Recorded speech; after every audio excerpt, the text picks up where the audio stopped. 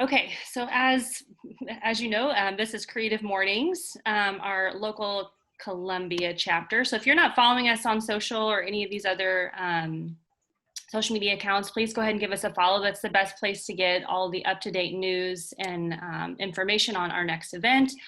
And anything that we're doing outside of that. Just as a heads up, we are kind of stuck meeting on virtual events until at least 2021. So Creative Mornings is a global organization. So our headquarters is based in Brooklyn, and they kind of advise on what we can and can't do. But given that the global climate is constantly changing in terms of coronavirus, just to keep everyone safe, it's hard to make like a global decision because it looks different everywhere. Even if our local government would allow us to meet, right now we're just not able to do that. So unfortunately, we're stuck doing virtual events. If you were able to join us in February, you know like how cool it is to just meet in person and see people and interact. So I'm really hopeful that in 2021 we can reinstate that. But for the time being, we're just going to be local. So make sure to follow us.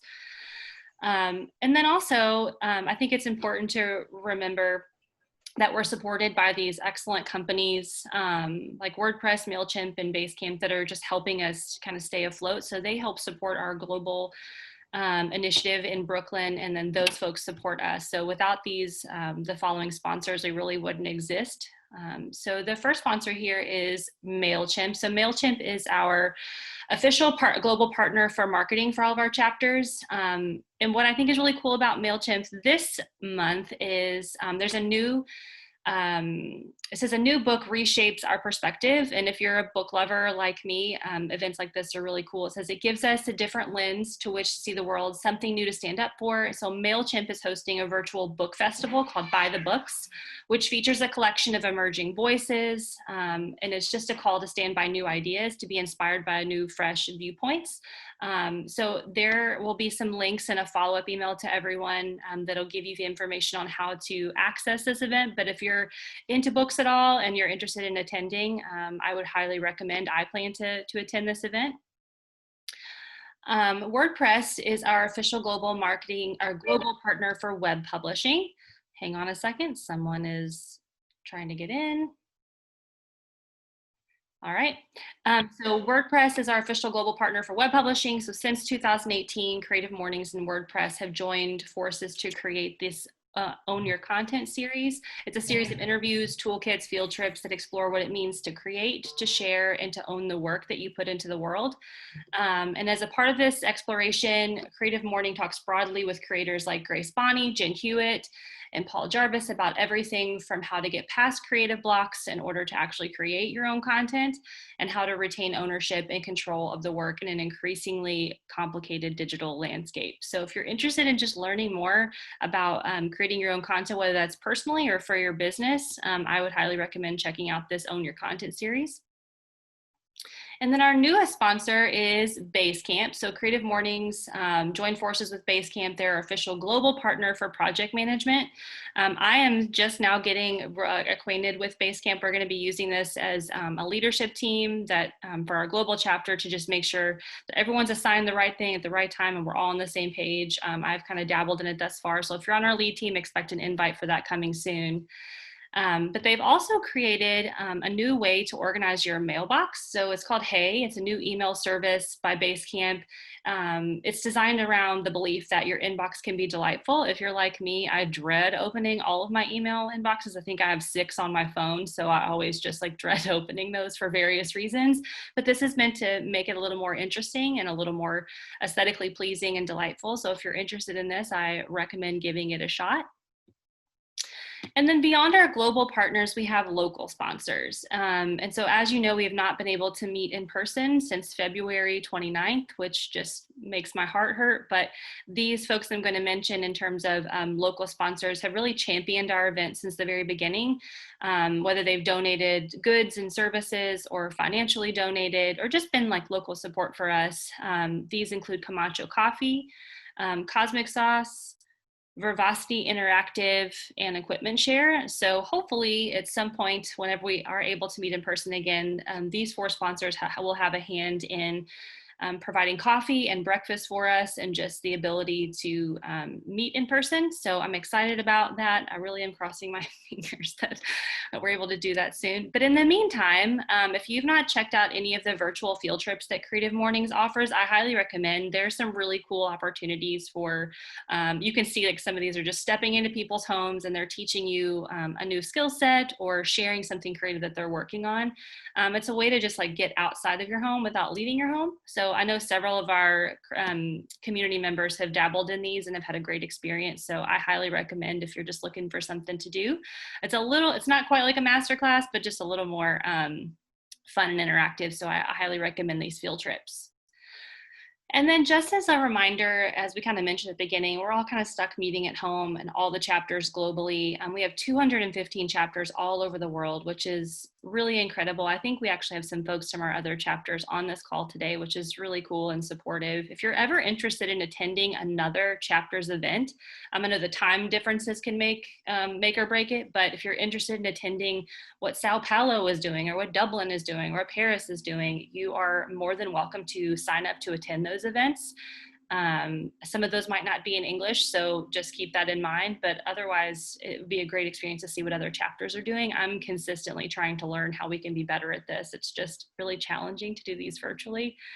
But we have over 20,000 attendees every month, 8,000 talks are online. If you're interested in like, hey, I can't actually attend that event, but any talk that's ever occurred at any Creative Mornings chapter is on the website and it's always free to access.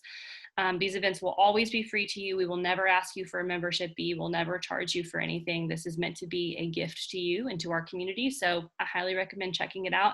And it's just a reminder to me that we're not alone, that we're all kind of just figuring this out together. And moving on, so part of Creative Mornings is just reading our manifesto every month. And this is just a reminder about who we are and what our mission is and what we stand for. So I've asked Isaac, who's on our leadership team, to go ahead and read the manifesto before we get started with our community sharers and our main talk for this morning. Isaac, you're up. For sure. All right. So everyone is creative. A creative life requires bravery, action, honesty, and hard work. We are here to support you, celebrate with you, and encourage you to make things you love. We believe in the power of community. We believe in giving a damn. We believe in face-to-face interactions, in learning from others, in hugs and high fives. We bring together people who are driven by passion and purpose, confident that they will inspire one another and inspire change in neighborhoods and cities around the world. Everyone is welcome. Thank you, Isaac. So I want to kind of land on this point of everyone is welcome. And this is a big part of who we are as an organization. So what's really unique about, and kind of the one positive aspect about being a virtual organization for a while, is that everyone can technically be welcome from all over the world. So if you have a friend who lives in a different state or country that you think would benefit from attending one of these events, please invite them and you can send the link along. But everyone is welcome, and we're here to celebrate what everyone is doing in the community, especially during this really kind of just awkward time of isolation, which I think actually plays really well into our monthly theme for August is stress. So August theme is stress. Our Warsaw chapter came up with this illustration. The illustration was done by Shani Benjamin. So we're excited to present this to you. So with that in mind, I think hold on one second, guys. Stop the share. A big part of what we're trying to cultivate in our chapter is just community sharing and realizing that we're all in this together, and that as we're facing stress, particularly in this time, and we're talking about how it affects our creative endeavors and just how it affects our lives. I've asked a couple of ladies from the community to share a bit about their personal stories and their professional experience when it comes to stress and how to de-stress and how to cope with it. I think we're all human, so no one is immune to feeling stress for various reasons. So I'm going to ask Amber, I'm going to have you go up first if you wouldn't mind sharing what I recommend for you guys. If you can find, I think her name on here is Moon Yoga Studio. If you can, there's 3 little dots at the corner of each person's video. If you click on that and you hit pin video, what that's going to do is just allow Amber to be present the whole time. You can do the speaker share or the different views, but I just recommend so if someone makes noise along the way, it doesn't get distracted. So Amber, I'm gonna let you start. And if everyone else would mute themselves, that would be great. Hello, everybody. I'm so nervous. It's so funny. You know, I've taught yoga to like hundreds of people, but I'm actually like a really big introvert. So I just kind of like put sunglasses on, like on Big Daddy, and just hope that nobody's looking at me. I don't know where my sunglasses are now, though. But yeah, I'm so honored to be here and joining you guys this morning. I haven't been able to make one of these, but now my Friday mornings are open, so I'm pretty pumped about that. When she asked me to do this, I had a moment where I was like, huh, I'm very pregnant. I'm a small business owner in the middle of a pandemic. So I'm like, who am I to talk about stress reduction right now? Yeah, I do own a yoga studio. I have the tools, but I think that anybody right now is struggling with it. So even if you didn't notice stress or anxiety before, I think this year has really challenged us all to kind of dig a little deeper and notice these feelings that come up. You know, I'm really feeling for friends that live alone, or teachers or students or parents right now. It's just pretty heavy stuff. So a little bit about me. My name's Amber. I own Moon Yoga Studio, and I'm from Rolla, Missouri, so small town gal, small town Midwest gal. I lived in Rolla from like age 7 to 21. So pretty much almost my whole life there. And then my adult life was spent mostly in Colombia. I moved here at 21. And then around age 29, I went out to Arizona and went to yoga school out there. It was about a 5-month program. So I left everything here and went out there, got a job, and just stayed for the 5 months, which was an interesting thing for me to do. I like owned a house here, and it was a hard thing for me to do because the bills follow. You know, I served tables at this college burrito bar in Tempe, Arizona. So also a new challenge for me. And then when I came back, I taught under Polly Schweitzer at Yoga Soul, which was really awesome experience. I love her so much. But and then I decided to go back to Arizona. I stayed out there for like another 3 years, and that was a challenge. You know, I only knew the people I met in yoga school. I went out there and I got a roommate that I didn't know, and so I grew a lot there. And then I got all these stress relieving tools in yoga school, and I was feeling ready. And then the real work starts as soon as you're done with school, because you go back to, you know, you get out of the fluff. You know, I'm in this cozy cocoon of like 20 other people that we cried together for 5 months. And then they're like, okay, good luck putting that into your real life. So then you move back into your real world, and that's when the challenge really starts. And I find that with yoga class as well. You know, the challenge starts when you leave your yoga class, I think. You know, it's like, okay, I felt good during that hour, but how do I proceed to like keep myself even when I leave class and I don't have somebody talking to me? So I kind of want to just touch on some tools that I've used in the past to keep myself even. And it doesn't always work, you know, like right now I'm battling with some of my old nervous habits, my old anxious habits of scrolling on my phone. I don't know if you guys do that when you're anxious. You're just you're grabbing things. I'm just scrolling through Netflix. So it even took like this invite for her to challenge me stress-wise to check in on myself again and be like, whoa, yeah, I need to touch back in with myself. Being pregnant, you know, by the time I get done teaching my classes and holding space for other people, I'm not able to really physically take a class myself. My body's pretty tired. So I've had to move my yoga practice to more of a mental practice and meditation practice, which is also really helpful in childbirth, you know, just trying to get the head right. You know, I can prepare as much as I want, but it's my first kid and who knows what will happen in there. But I think just recognizing when you are scrolling, you know, nature, getting out in nature has helped me a lot. We are closing on a house in September, and we're in a temporary spot right now. And I was in another temporary spot in a basement apartment, and then we moved to this temporary spot. So it's been a lot of chaos this year, but what's helping me is there's nature right here. There's an acre right here So just moving from the basement apartment to this spot, even though it's a temporary spot and I'm pregnant and I'm not nesting and, you know, my world is crashing and, you know, all these things, just looking out this window has been so helpful. And that reminds me, oh, you know, I have all these tools. I have my breath. And that's what I try to tell the yoga students, like, hey, we just took deep breaths for 5 minutes, you know, and we feel better. So we started offering online classes as well, trying to bulk that up a little bit more just because we don't really know where this COVID is going to take us. It has been stressful having the small business at the mercy of the virus.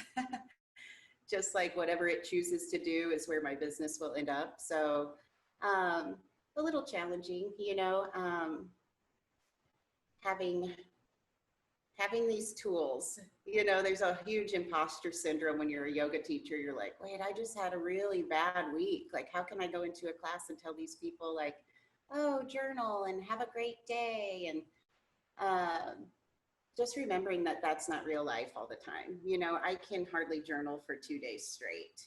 And I almost get more anxiety thinking, I'm a yoga teacher. I should be journaling every day, every morning, and, you know, eating fresh vegetables and fruits, but that's not real life all the time. And I hope that everybody knows that it's okay to have a really down week. And sometimes you do have to just scroll through Netflix. But I think checking in on your nature, I'll circle back, sorry.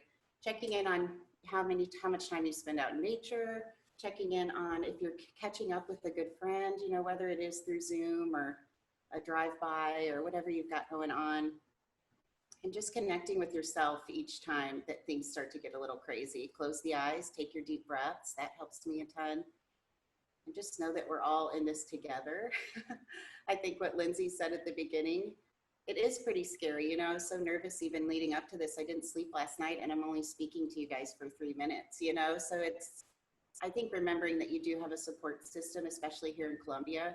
As a small business owner, I feel it, you know? When we switched to online classes after we had to close in March through June, you know, not one of my students canceled their membership. Even people that didn't take their online classes, you know, they didn't even think about it. So it's just like those small things for us are huge, you know, and I think about that all the time, and I'm so grateful to have the space. And yeah, that's it. I think I'm just rambling. I had some talking points, but I'm just going off. But yeah, I'm so grateful to be here. And each time I get to take a Zoom class or do a Zoom class or host a yoga class, my stress levels lower way down. So I hope that people know that when they take a yoga class, the yoga teacher is also getting so much from the students, and it's a great teamwork. So yeah, that's it. Thanks so much, Amber. And I don't, You're welcome. I'm also a rambler too, because I'm a verbal processor. So I totally understand how you feel, but I really do feel like during this time when we're able to see, it's funny, like working, you see people's like kids and animals and life. And I don't want to go back to a place where we just like block off all the real things and we put on a face for just professional vision. I think there's something really honest about being able to see where people are and how you're feeling and whatever's happening in the moment, and being honest about like, I didn't sleep last night because I was really nervous, like is really disarming for everyone else.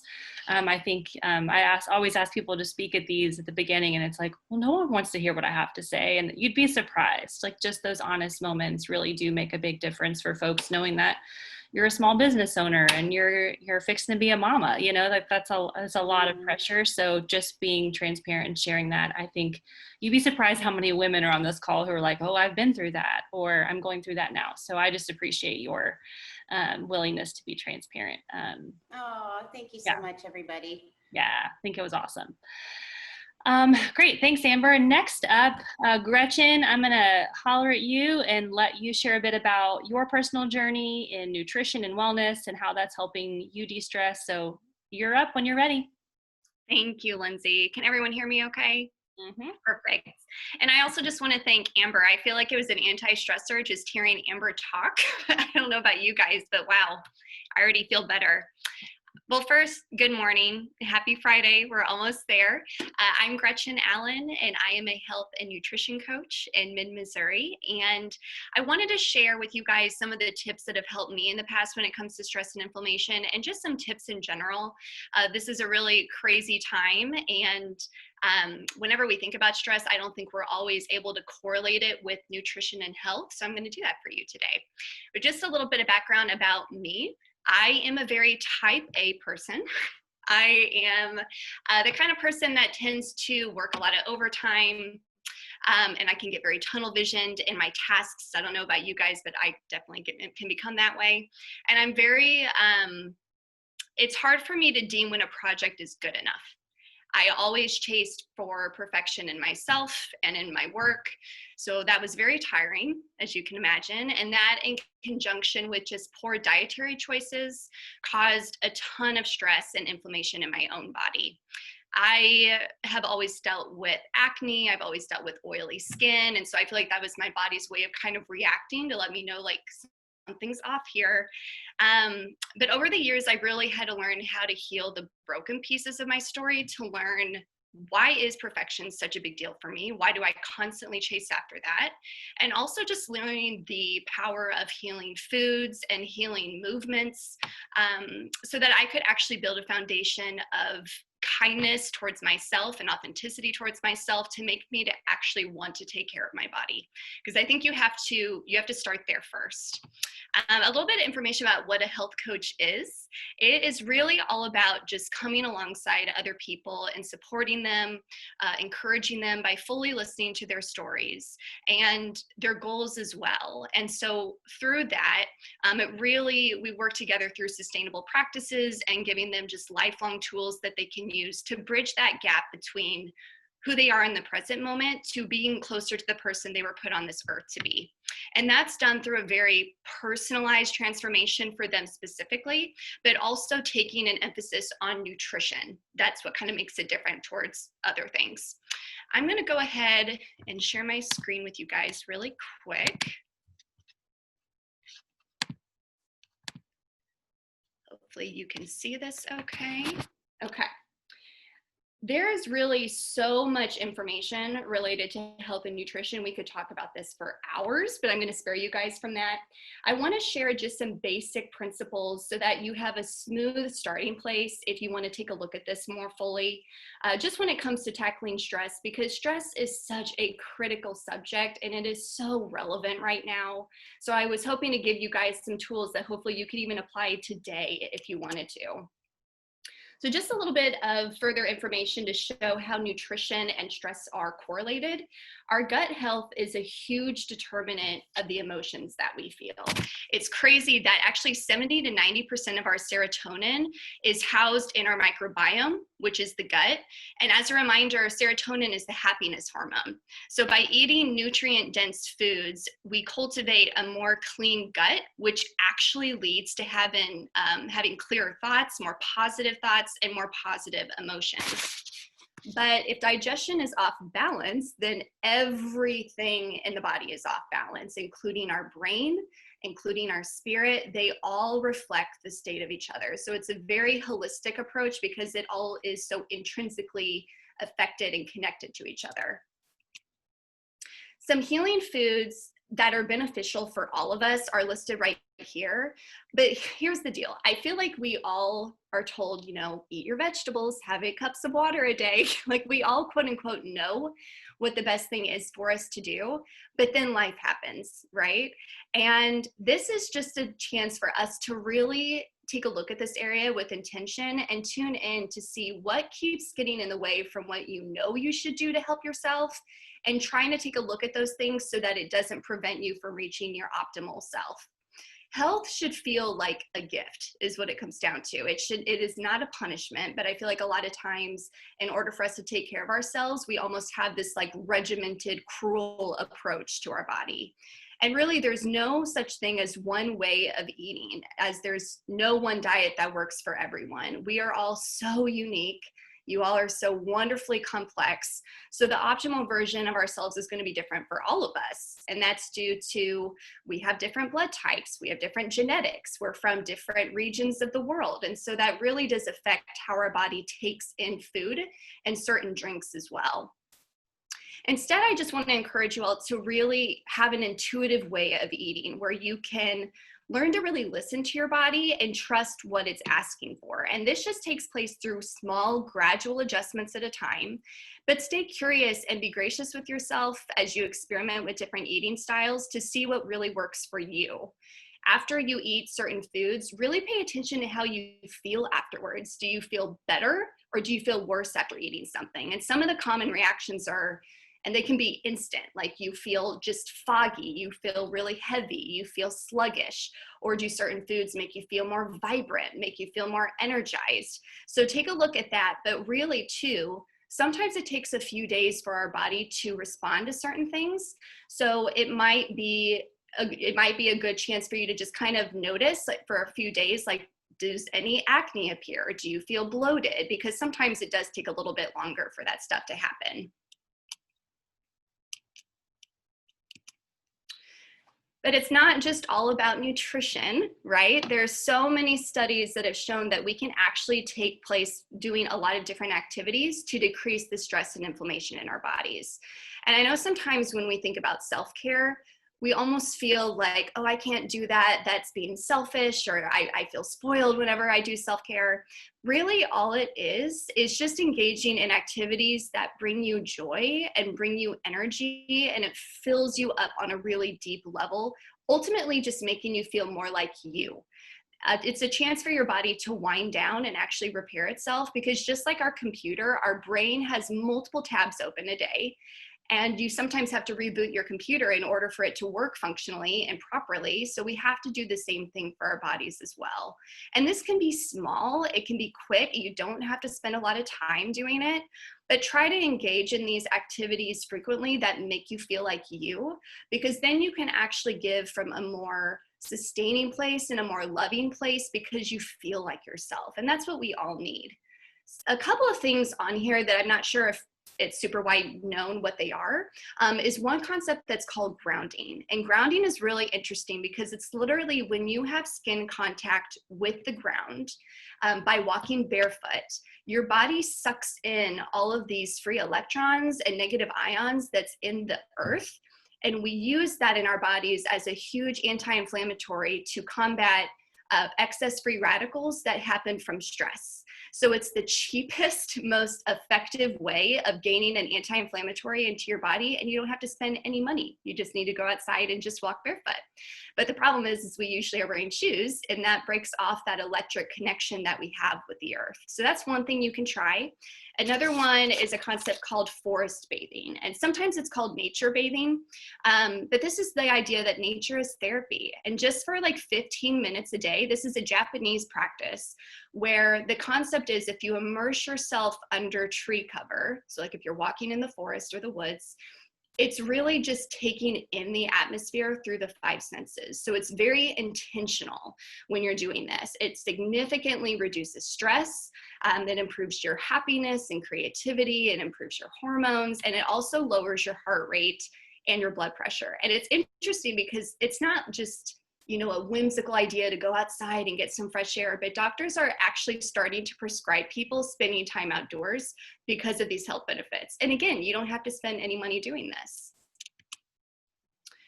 These are just some bullet points to help get you guys started, but really what it comes down to is seeing your body as the masterpiece that it is and just getting to know it and listen to it and meet it where it's at now with love, care, and attention, and not 10 pounds lighter from now. You won't be able to take care of yourself if you don't like yourself. So really get to know yourself and really just spend some intention trying to figure out what are the things you love about yourself, what are the things you don't love about yourself, and then see what's going on there so that you can actually get to a healthy place. We get one body in this lifetime, and life isn't getting any slower. Unfortunately, we're not getting any younger. So now is really the perfect time to set yourself up for success and just cultivate the soil of what you need to grow, because again, it's different for all of us. And remember to enjoy the journey, because it's supposed to be fun. But if you guys have any questions, or if I can help in any way on your road to health, if you just need someone to talk to about it, then please feel free to email me. I just have my personal email here at the bottom of the slide. And I just want to thank you so much for your time today. Excellent. Thank you so much, Gretchen.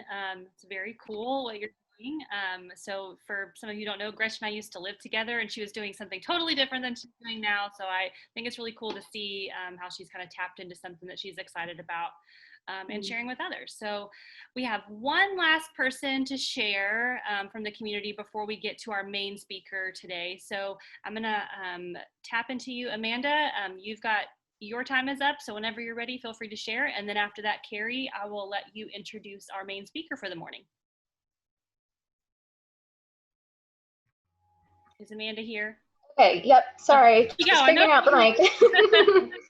Okay, well, yeah, I just want to start by saying thank you to Gretchen and Amber for your radical genuineness. I felt like it was a breath of fresh air, and just a relief to hear you all just be your authentic selves.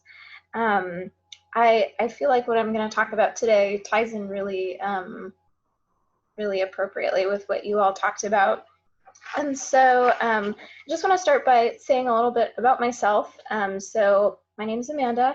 I work as a mental health therapist here in the community.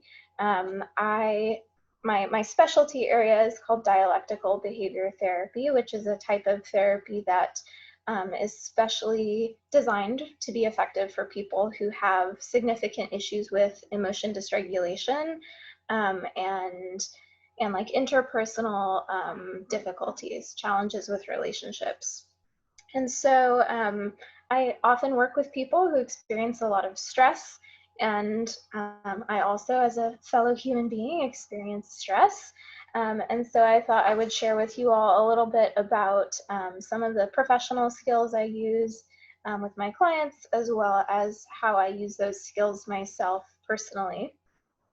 And I wish I'd had the foresight to like scan this document in so I could do a screen share, but I'm gonna just see if I can hold this up and maybe allow you guys to see.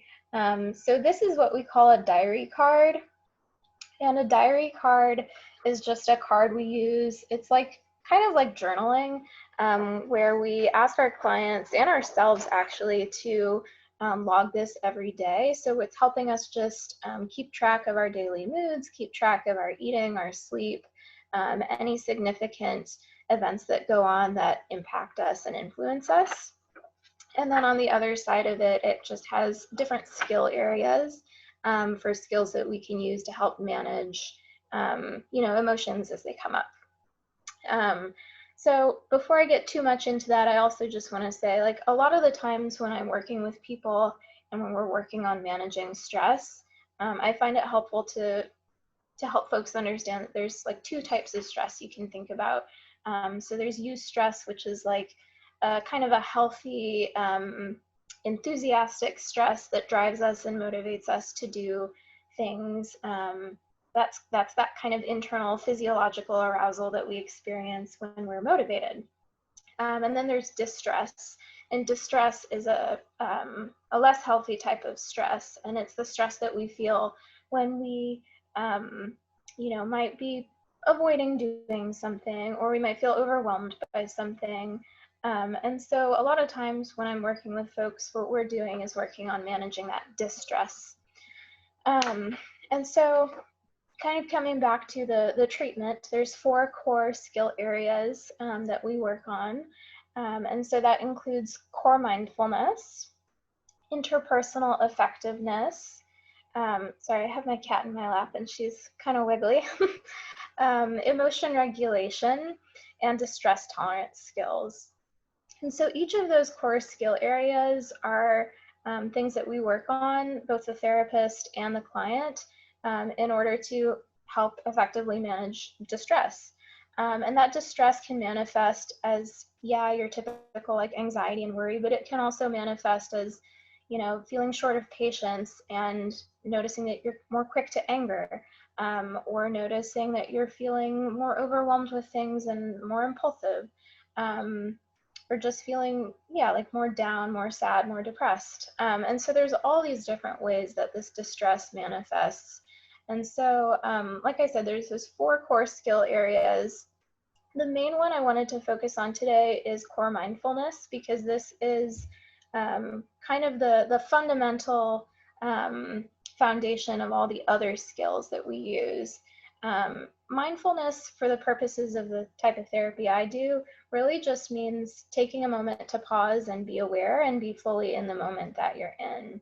And the reason we help practice our clients like with cultivating this skill set is because it actually allows us to make more effective decisions about what to do next, okay?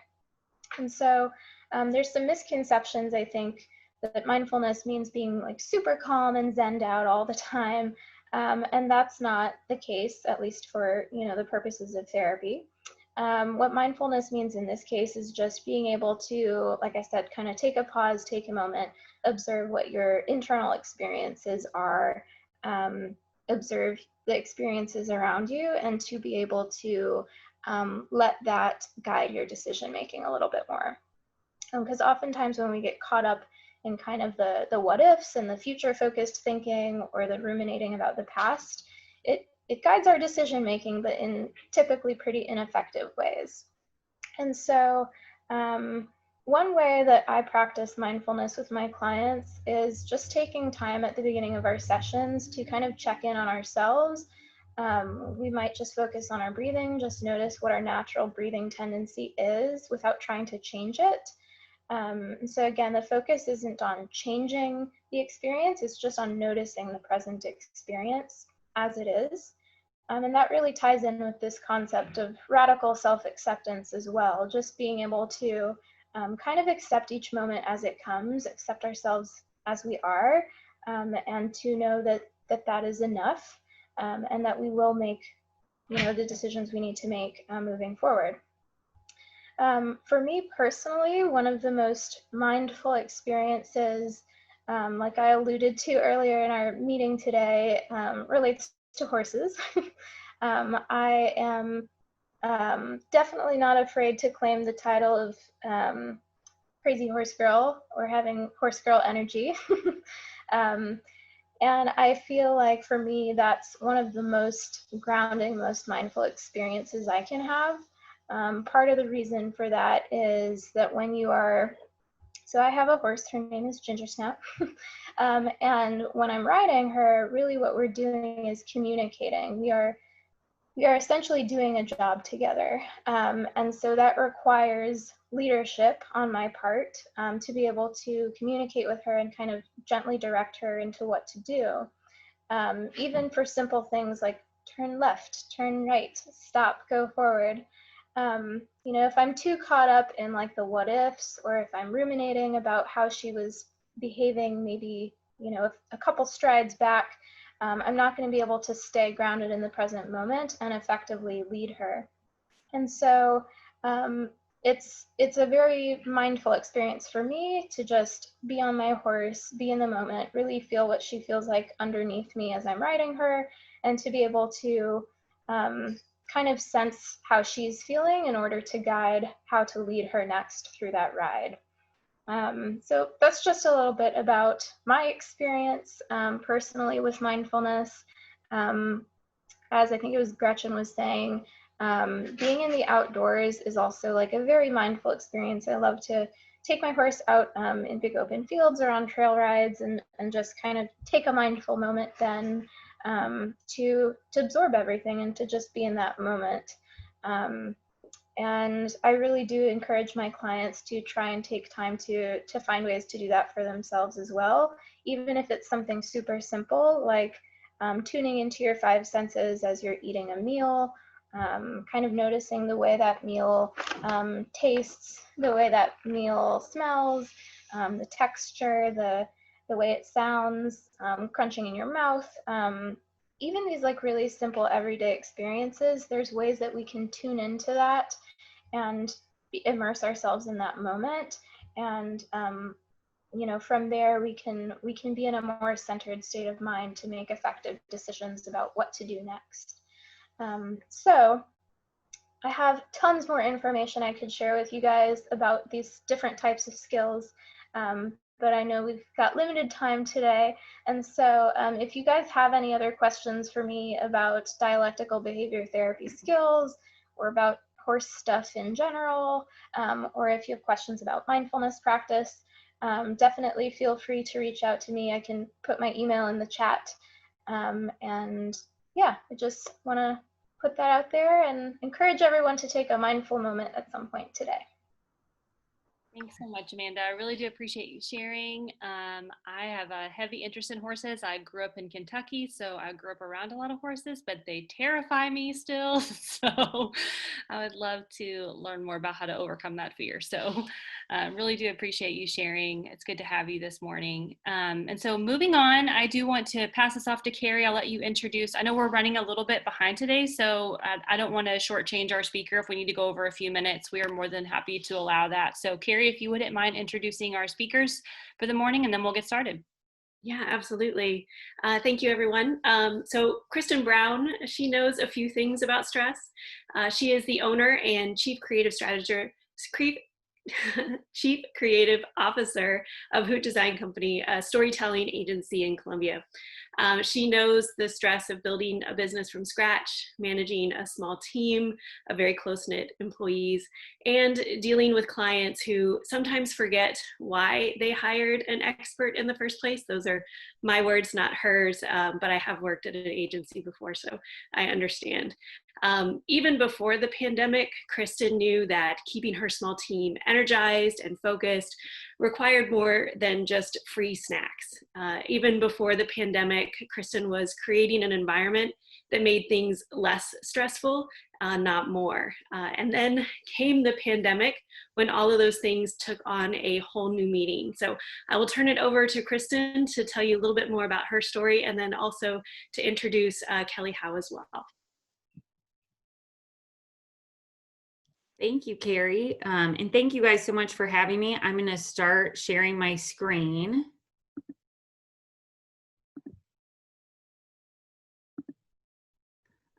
I decided to treat my slides a little bit differently. Doodling is really relaxing for me and a de-stressor, so I thought it was appropriate to doodle out kind of what I wanted to speak to you guys about today. And I just want to say thank you so much to the Creative Mornings team. I think this is such an incredible thing for Columbia. It's exactly the type of thing we need to keep really talented, creative people in our community. And so thank you for all the hard work you guys do. So I am going to speak a little bit about how stress has affected my life. And you'll see I also have Kelly Howe with me today. So Kelly I hired Kelly as my coach, but she also does that for other people, and you can find her info at kellyhowecoaching.com. At the end of my presentation, she's actually going to walk us through the interesting technique that Kelly uses called tapping, so you can experience it for yourselves. But I also thought who better to field any questions than Kelly herself, because I find it pretty hard to describe, and so I think it's best to bring the expert in for something like this. So my name's Kristen Brown, like Carrie said, and I'm the owner of Hoot Design Company. We're a 13-person, woman-owned and led ad agency located in the district. I grew up here, and I moved to Chicago for 5 years to work at an ad agency there. And then I moved back in 2010, and that's when I started Hoot. And I now have 3 kids. My husband's also from here, so we affectionately call ourselves townies. And I'm super interested in creativity, what fosters it, what squashes it. And also, for the last 10 years, my job has been to monetize creativity, which I find to be, even more challenging than just fostering it in my own life. So dealing with stress and the way it relates to creativity has been a top priority for me. And I'm excited to share what I've learned over the last 10 years. So when Carrie and I, like she mentioned, when we spoke about this topic, I don't think either one of us thought it would feel quite so relevant as it does today.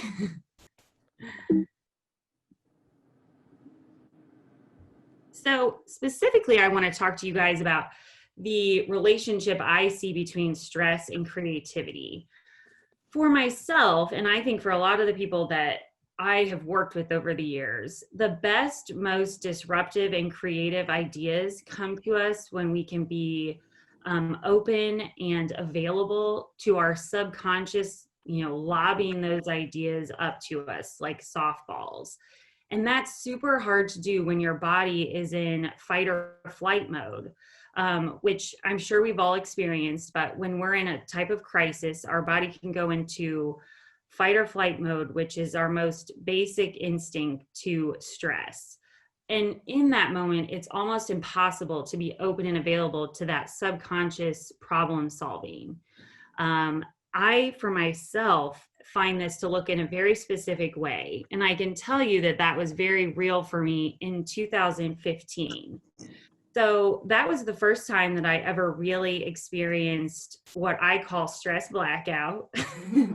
And this is when I had a fairly, my business was growing. I had hired people, so I was managing for the first time.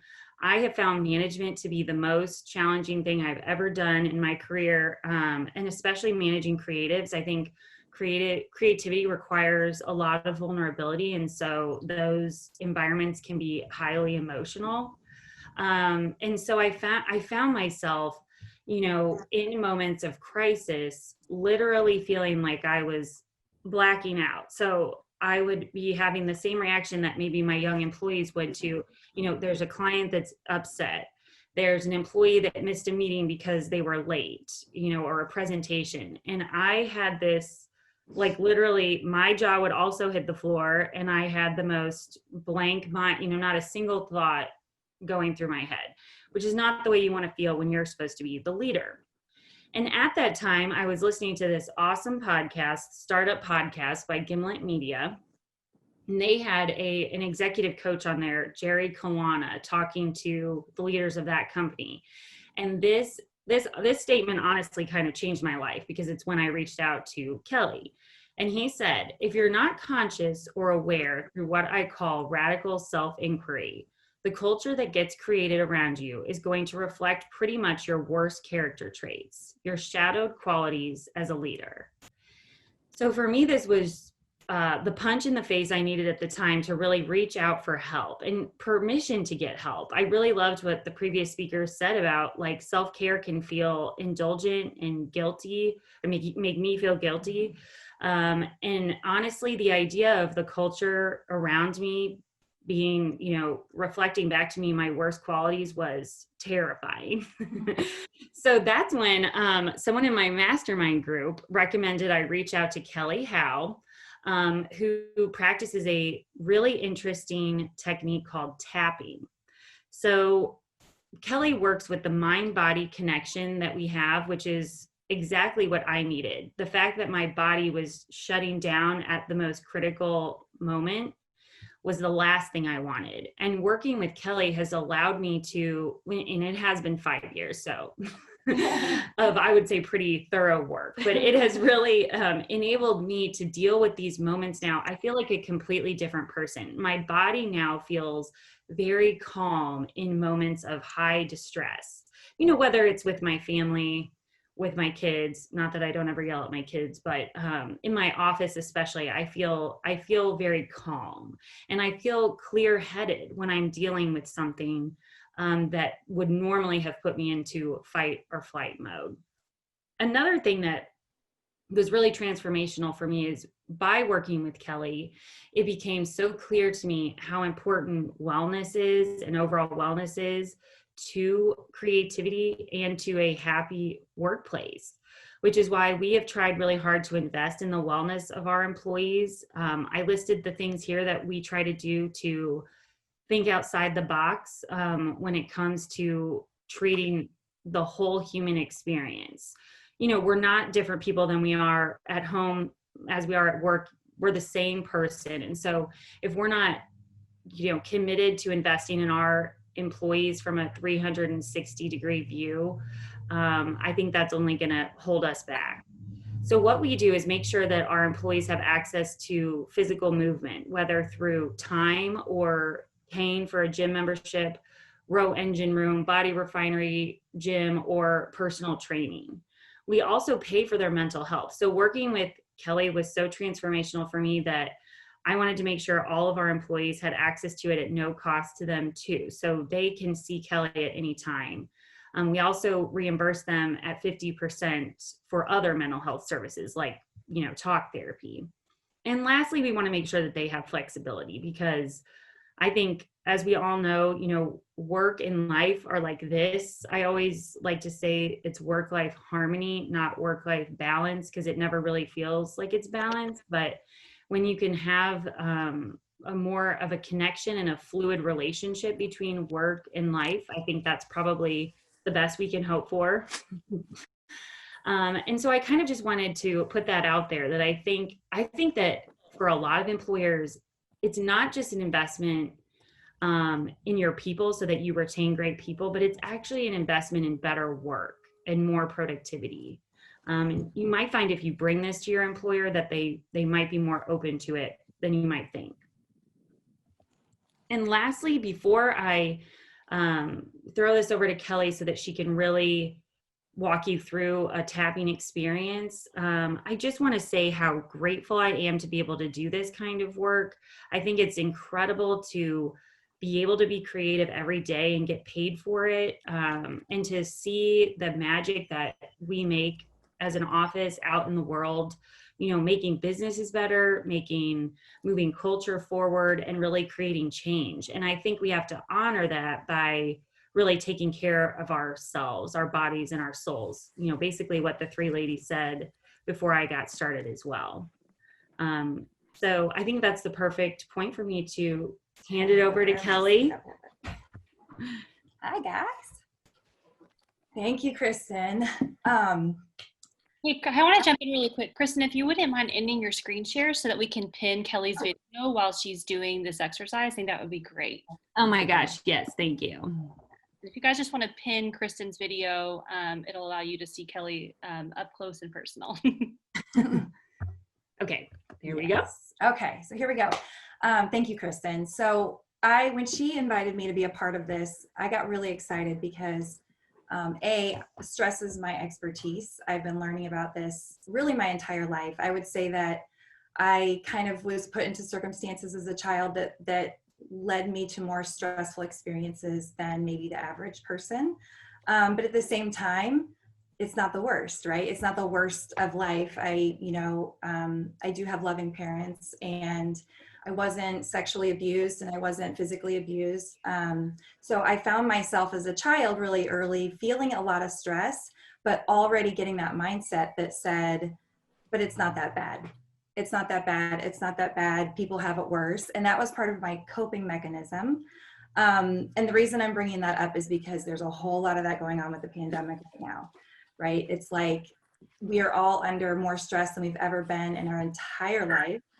And it's really confusing because even though we might be, I still have a job, I'm healthy, my family's healthy. I don't even know anybody that's had it. I'm just speaking, some of the words that other people have told me, but there's this incredible amount of baseline stress out there. And there's this, what Brene Brown calls comparative suffering happening.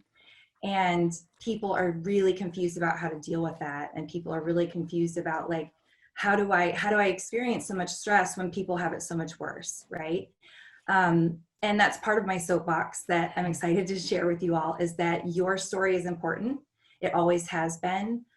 Yes, there's people that have had it worse. Yes, there's people that have it better, but everybody has their story and we're all entitled to have our experience. And I love what the other women shared about, how real it's been in the pandemic, because, coming like a stress expert and a coach who can help people with on a daily basis, I can admit for sure, like the other women, it's been tough, right? And even though I have this wealth of tools that I feel like are extremely effective, there have been times when my tools weren't working and I binged on Netflix and binged on food and probably drank more than I should have. But yeah, it is part of the human experience. And, we just kind of have to honor that and do what we can. So I'll get into talking about tapping, which is my expertise, which is my obsession, maybe you could say, because I found tapping when I was under an incredible amount of stress, and I tried it. And even though it looks really silly and feels really silly when you first start doing it, it was incredibly helpful, and I felt it right away. So Kristen and I talked, and rather than me do a whole lot of talking about the technique, which we can answer questions afterwards, I really wanted to give you all an experience with what this emotional freedom technique actually feels like. This is a neuroregulatory and an emotional release technique. So what we're trying to do is to process the emotion and get our body to calm down and feel safe again, right? So I'm sure a lot of people can relate to that. Emotion has this ability to really hijack our body, and it really always does. If we start to pay attention, we start to really notice that it's not a mind body, it's really a body mind, and it's all connected. And if we can get really curious about what your physical experience is with it, we can get a really deep understanding of what's going on in the subconscious mind, and the two start to integrate more deeply, and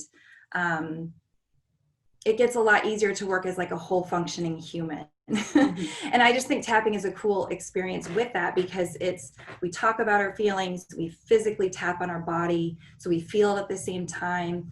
Tapping on these specific points sends a calming signal through our nervous system and through our body and to our brain that starts to tell us, like, even though I'm having all these stressful thoughts, I'm okay.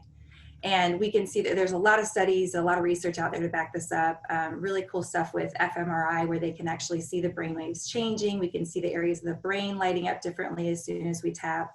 But it's a fantastic way to integrate the mind and the body and really retrain the body to feel safe in circumstances. And as Kristen mentioned, like when we first started working together, she was having a lot of that blackout moment where it was like, oh my gosh, this thing just happened and I just checked out of my body, or I'm so in fight or flight now I want to eat this person alive. And obviously as a leader, that's not where we want to be. We've all been there, right? But this technique is really, really special because it can help retrain your body so that you can stay present and actually function and think in those moments. So I want to teach you guys the technique. We're going to start really, really basic. This can be used for what I call over-the-counter stress. If you have a sore throat, we can all take ibuprofen. It helps our pain go away, but it's not necessarily going to take care of an underlying infection, right? So what we're going to talk about today is more of an over-the-counter, like this is what I can do to regulate myself. If you have big patterns, things that are sticky, things that have been around for a long time, you're probably going to need some help from someone else to help get those patterns really taken care of, like taking an antibiotic or getting that professional help.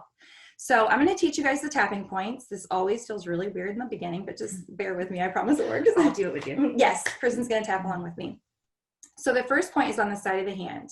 You can do either hand, doesn't matter, but you're just on that pinky side, right on the edge there. Yep.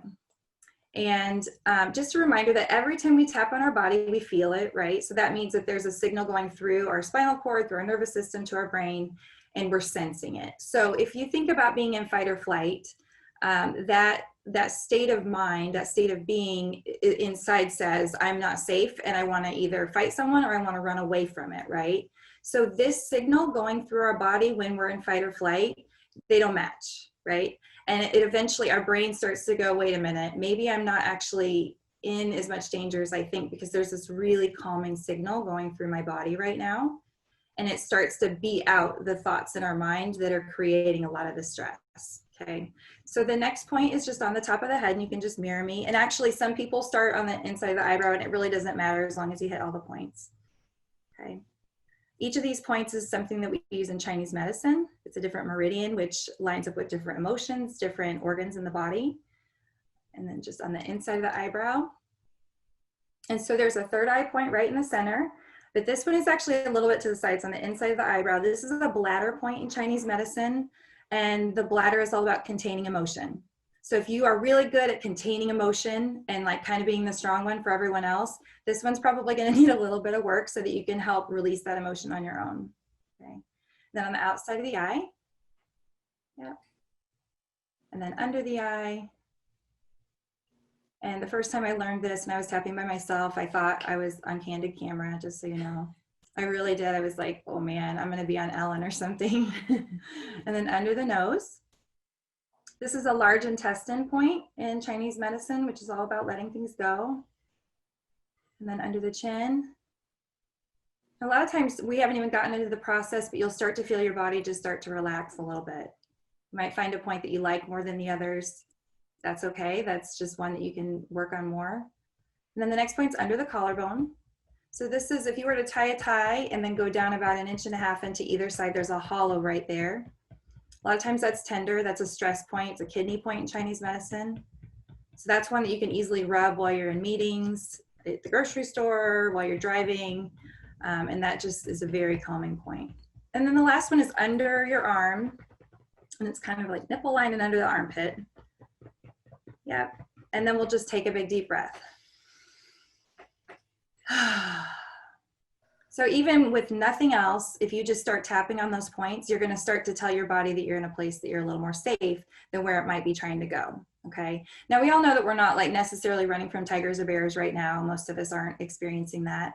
But if you're, you know, if your boss comes to you or if an employee comes to you or is late to a meeting or something, that signals that, you know, something's not safe here. And our body just, you know, our world evolved way faster than our nervous system, basically.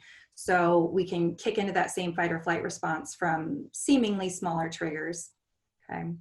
So we're going to do an exercise where we really tune into our body and just learn the basics of how to use tapping. And, you know, just again, a reminder, this is a technique that can be used for, you know, seemingly small things to just drop our baseline stress level a point or two, but this can be used if it's used in the right way for things like complex PTSD, for people with really severe anxiety. You know, I don't work with those types of people. It's outside of my scope of practice, but I did want to share that in case the pandemic is bringing up pretty much everyone's trauma, whatever your history is, it's all like right at the surface right now.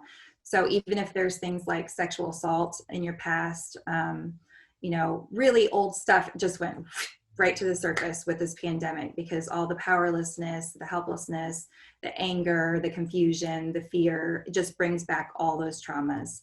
And there's a lot of people out there that use this technique and can do it through the whole scope with the same thing. So what I want you guys to do is tune into your body. Go ahead and close your eyes. And the first step in this is going to be to just tune in right now and just kind of ask yourself, you know, what is my baseline stress level? And then I want you to just give it a number, 10 being like, I'm maxed out, you know, and I want you to just tune into your body and start to notice, what is my physical body doing in relationship to this stress? Okay.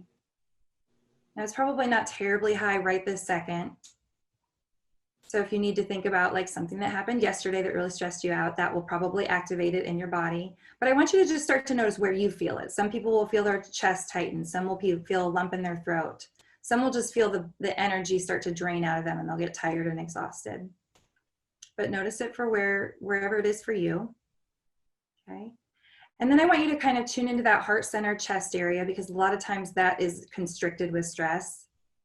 And I want you to give that constricted, you know, maybe like constricted breathing or that constricted heart center, give that a rating 0 to 10. So 10 being it's really tight, I can barely take a deep breath. And 0 is nope, I feel free and easy and I can take a deep breath easily. Okay. And then you can go ahead and open your eyes and just tap on the side of the hand with me. And I'm going to say something and I want you all to just repeat it back to me.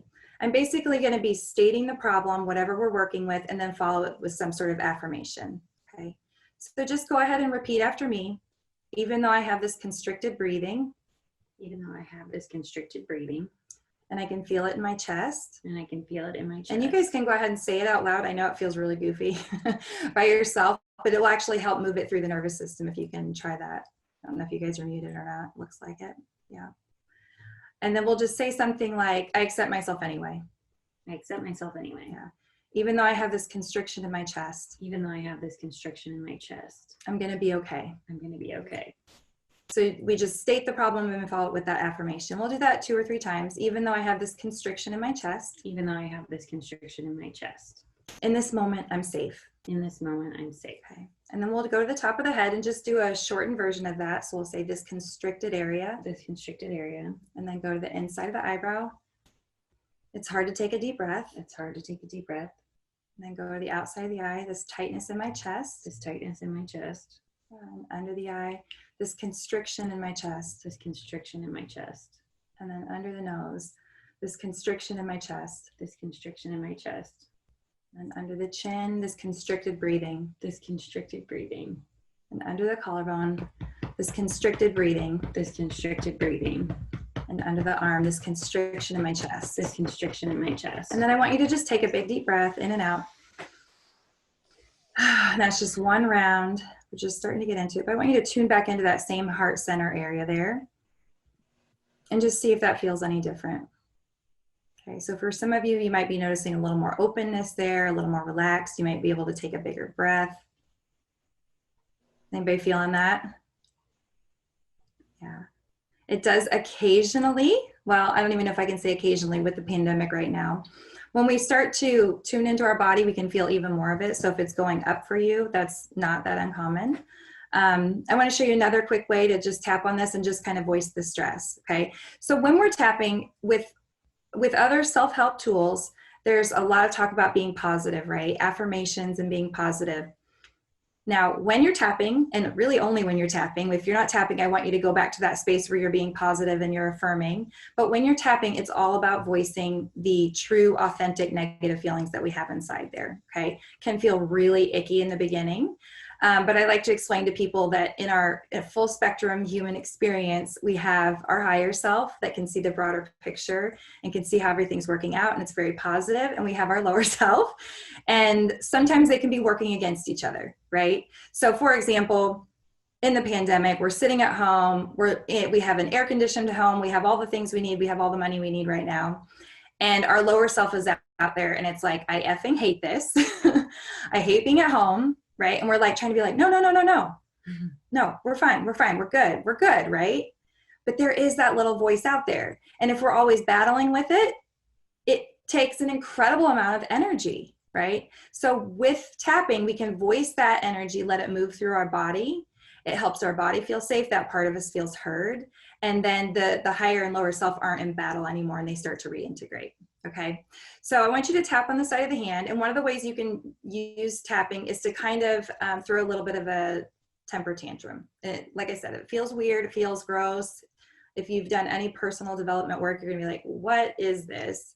But I promise you it will make your body feel better, because that's the part of you that's been out there holding those statements and holding the energy behind it, okay? So just repeat after me. Even though I have this stress, there's so much stress in my life. I'm just voicing it out loud. And I'm still a good person. Even though there's so much stress. And I'm so sick of this. I'm going to be okay. I see some smiling people are like, yes, I'm so sick of this whole thing. Yeah. Even though I'm so tired of this. My higher self knows we're going to get through it. But man, I'm stressed out. And I can really feel it in my body. And right here in this moment, I'm just honoring that voice too. And I'm going to get through this. Okay. So I'm going to show you what it looks like to just kind of rant and throw a little bit of a tantrum around this. Okay. Just go to the top of the head. I hate this. I'm so sick of this. On the inside of the eyebrow. Everything is so stressful. And I am so freaking tired of it. Outside of the eye. And I can really feel it in my body. How much I really hate this. I know I have a good life. But man, I'm tired of this. Under the eye. And I'm just honoring that part of me too. Because I'm a human. And I'm perfectly imperfect. And under the nose. I know I'm going to get through this. I know I have an amazing life. And I still really hate this.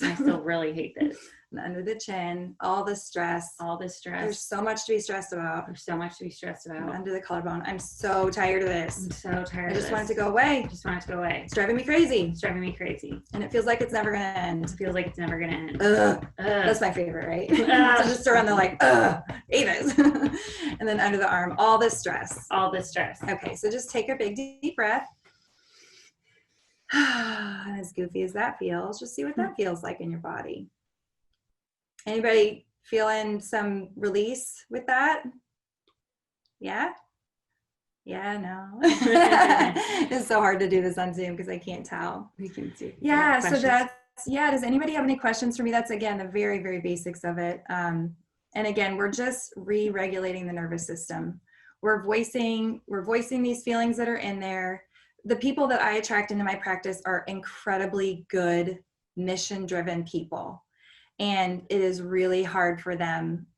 In fact, for myself included, which is why when I found tapping it, I think it blew my mind, was that I had gotten so good at suppressing that negative voice that I really didn't even have it anymore. It was just gone. So it all was just in my physical body. It was all showing up in my subconscious mind, and what's in your subconscious mind will show up in your physical body, right? So like I said, it feels icky, but if we can honor that we're all human and we all have the incredibly selfless and loving side, and we also have this incredible, like negative side that, by the way, is there to keep us safe. It's all there trying to keep us safe and alive in this crazy world. And it's super active right now because the world doesn't feel like it has in the past. And it's bringing up a lot more stress, and it's bringing up a lot of old trauma. So yeah, does anybody have any questions? Yeah, thank you so much, Kristen and Kelly. It's really great to hear from both of you. I'm going to hand it off to Jeremy and let him handle the Q&A. If you guys have any questions, feel free to type those in the chat box, or if you just want to kind of speak aloud, unmute yourself. But I'll let Jeremy kind of field the questions along the way, but we can go from there. Yeah, thank you. Thanks so much to Kristen and Kelly. That was really, really helpful. It took me a long time to make even the simplest mind-body connections, and this would have been really, really helpful 10, 15 years ago. So thank you so much. Kristen, a question for you. When you just described your company's values and having known some people that have worked with you, it just made me want to work with you and work under you with the things that you value. But I think for most people, they probably, or maybe don't have an employer that values well-being and flexibility and mental health. Maybe what advice do you have for keeping that subconscious space available during a workday? Maybe in an environment where you just feel like you're constantly under pressure. Oh, I think that's such a good question. I would say, I mean, honestly, if you can do any type of personal work, even though you might not be able to do that during the day, because your employer doesn't allow you to take time for that. I do think that, that's what I always tell people is like, when they say like, if management's the hardest thing you've ever done, what's your one piece of advice for people who are managing? And honestly, it's that like radical self-inquiry, like the self-work, which is not really what we think of necessarily when we think of like how to become a better manager or leader, is like, well, I got to start working on myself first.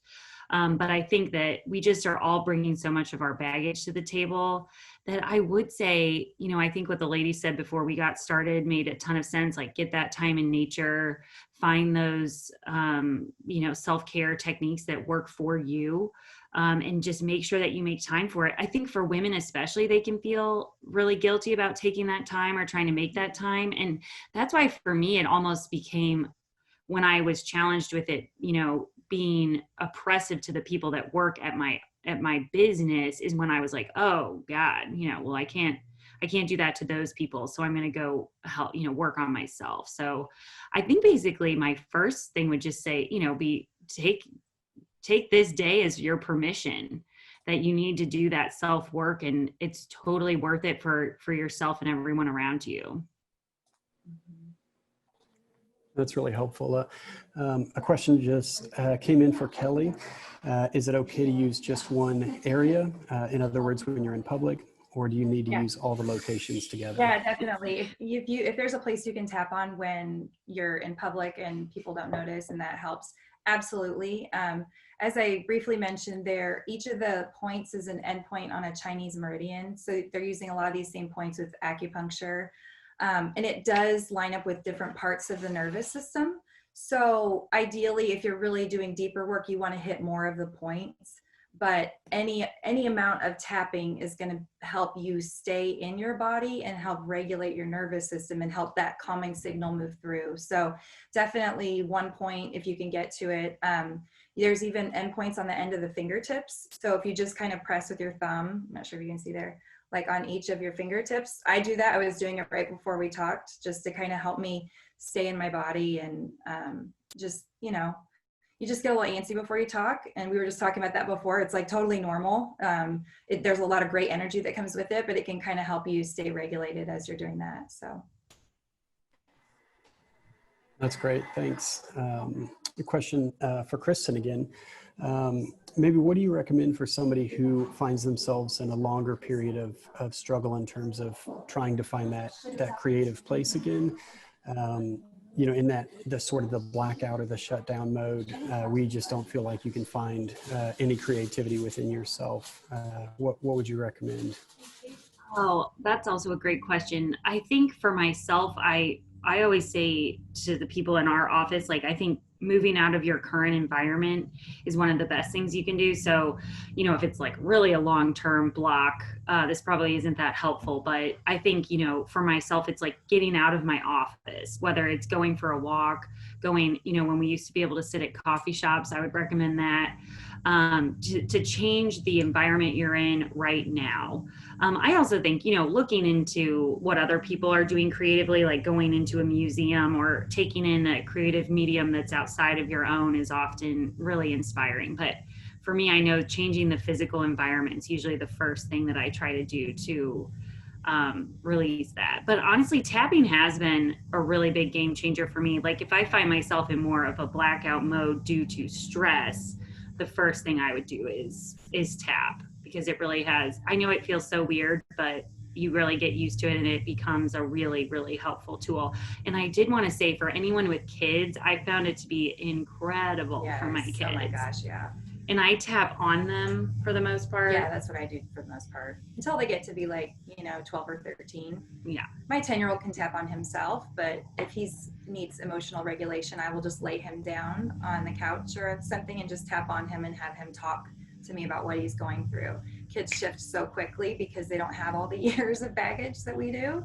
They haven't been holding it as long, so they shift really quickly. And a lot of times, I think we've experienced this, where it's like they'll be crying and be really upset about something, and then you tap on them and they yawn and like they are up and running. And you're like, okay, I guess you're over that now. Yeah. So yeah, I can take them out of that really, really quickly.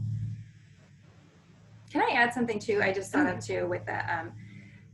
Part of the reason I was excited to talk to the creatives, you know, and the entrepreneurs, both creatives and entrepreneurs, I think, carry part of the gift of that is this big passion and a big ability to hold a lot of emotion and feel a lot of emotion. At least the more I work with creatives, I find that they tend to be a little more on the empathic side, a little more on the sensitive side.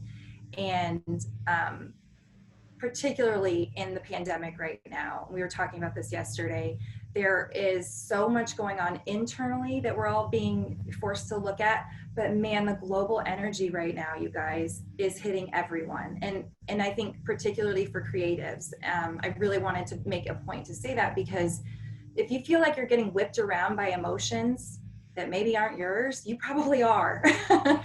And definitely that's going to take you out of that creative space. So, you know, whether it's tapping or yoga, I always recommend yoga, because again, you're moving that physical body, you're moving that energy through. I can't tell you how many times I've gone into a yoga class and like the first time I lean over, like the tears just pour out of me. It's like, it just comes out. But whatever you can do to stay in your body, whether that's walking, yoga, physical exercise on some level, because I also think creatives are so good at like going up into the mind that they forget about their body sometimes, and going back to the nutrition side of it too, feeding yourself nutritious food. But I wanted to make a point to say, like, if you feel like that's happening, it is. There's a lot of energies outside of us that are whipping us around. So it's even more important to stay grounded and do the grounding. I love that, by the way. Definitely try that if you haven't tried it. Yeah, that's really helpful. Even for me, I've joked that I was tragically born without emotions. So I often, they come out, you know, through pains in my body and things like that.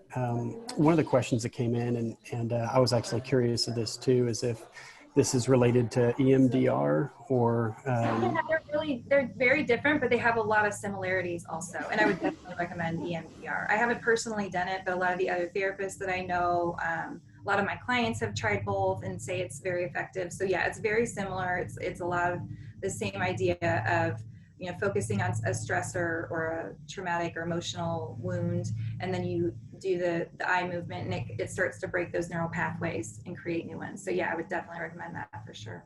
And I know there's people in town that do that. I know my wife and I both read The Body Keeps the Score some years ago and found that so helpful.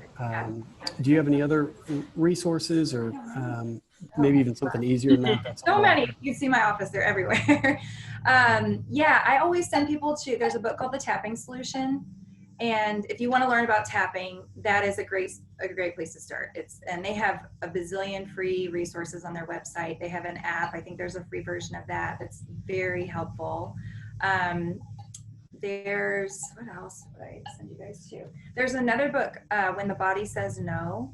It's very similar to just like the one you mentioned. And I think that the more we learn about what's happening in our body, and it kind of gives us permission to have the experience behind it. Because I think what happens is that we have our past, and these things that have happened to us, whether they're big or small, but they really created an emotional wound inside of us.